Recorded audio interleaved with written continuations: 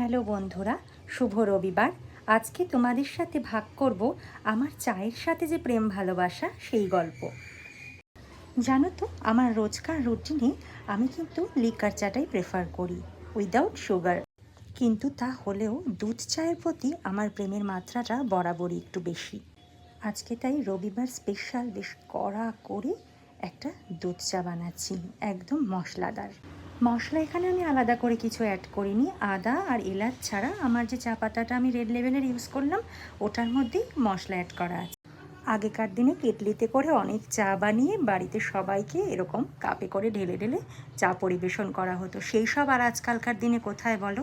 তাই খুব শখ করে এই টিপটটা কিনে এনেছি। এটার মধ্যে চা বানিয়ে রেখে পরিবেশন করে নিজেই খাবো।